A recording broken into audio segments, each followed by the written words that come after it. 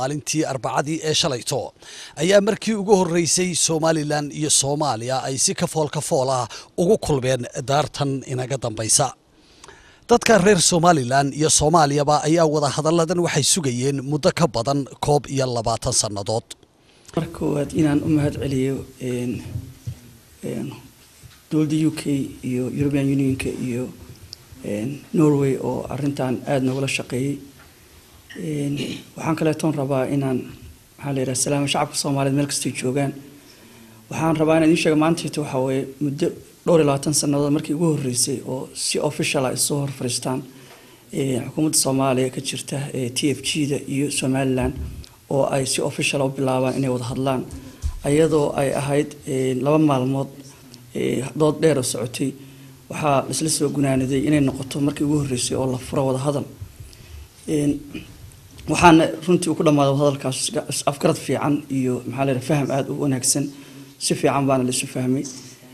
waxaan rajaynaynaa inay sii socoto oo meesheeda ka sii socoto hadii Ilaahay yiraahdo.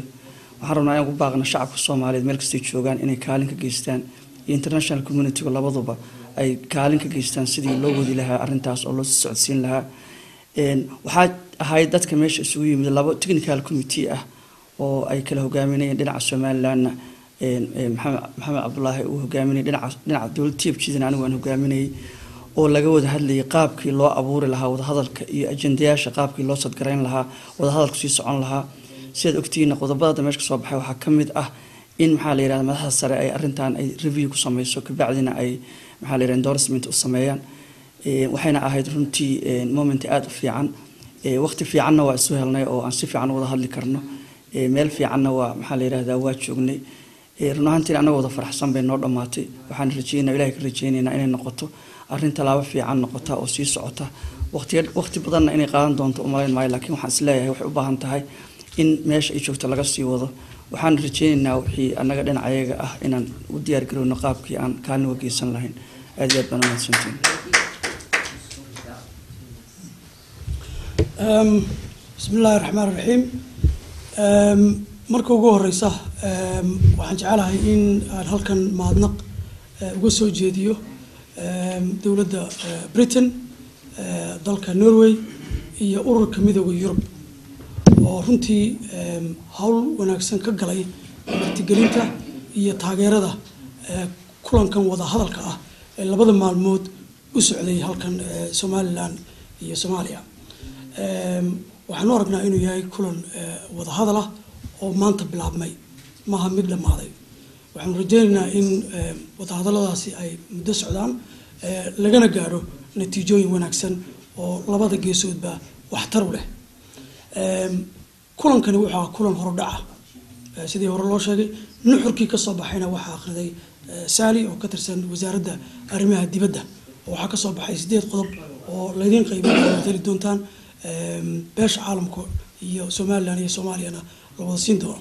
marka horta nuxurkii labada maalmood ee wada hadalka halkaas ku cadiya hase yeeshee ujeedada fadhigan ugu horeeyay shalay maanta socday waxay ahayd in laga hadlo oo lagu heshiiyo qaabka ay labada geesood ay wada hadlayaan. waxaanu sidii wasiirku imika cadeeyay aanu ku heshiinay in qaabka wada hadallada mustaqbalka ee labada geesood in uu ahaado Somaliland oo dhinaca iyo maamulka kumeel gaarka ee Soomaaliya hadda ama hadii isbedel ku dhaco dawladda kale ka dambaysa oo dhinaca. waxa laga wada hadlayaa waxa weeye arrimo fara badan oo siyaasad leh oo nabadgelyo leh oo arrimo kale leh oo labada dal ka dhaxeeya in labada geesood in laga wada hadlo. waxaan u rajaynaynaa Soomaaliya in lagu guuleysto geedi socodka xagga nabadgelyada ee muddada dheer socday. waxaan taageersanahay in qaabkii hore ee jiray laga guuro oo nidaam dawli ah oo degan oo fududeyn kara markaa wada hadalka labada geesood in uu dhasho oo beesha caalamkuna ay taageerto. Somaliland sida laga warqabo kama mid aha road mapka waxa loo yaqaan ama saxiixayaasha waa arrimo runtii Soomaaliya u khaasa oo jecelahay inaan taageero waliba ka bixino sidii loogu najixi lahaa. himiladii Somaliland madax banaaniduna isbedel kuma sameeyay wada hadallada labada geesood oo kuwaanu jecelahay in aanu kamida dhalino hadii alla idmo. aad baan u soo dhaweynaa wada hadalkaasi maanta bilaabmay.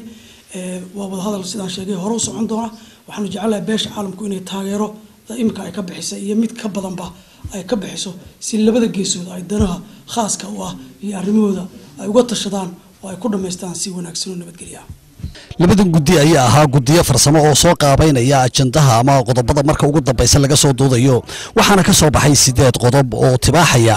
Following the commitments in the London and Istanbul communiques that the international community would support. labada dhinacba waxay ku heshiiyeen in wada hadalladu ay sii socdaan isla markaana ay u dhaxeeyaan Somaliland iyo Soomaaliya ama cidda bedesha dawladda ku meel gaarka ah ee Soomaaliya iyo Somaliland iyadoo la tixgelinayo heshiisyadii qodobkii 6aad ee shirkii London iyo qodobkii 10aad ee shirkii Istanbul ee wadankaasi Turkiga. qodobka labaad iyo isna waxa in si guud ay uga digtoonaadaan labada dhinacba wax kasta oo carqaladaynaya si socodka wada hadallada. in markasta labada dhinacba ay diyaar u ahaadaan si wadida wada hadallada isla markaana sida ugu dhaqsaha badan ee suurtagala ay u kulmaan labada madaxweyne si ay u eegaan horumarka dhinaca wada hadallada.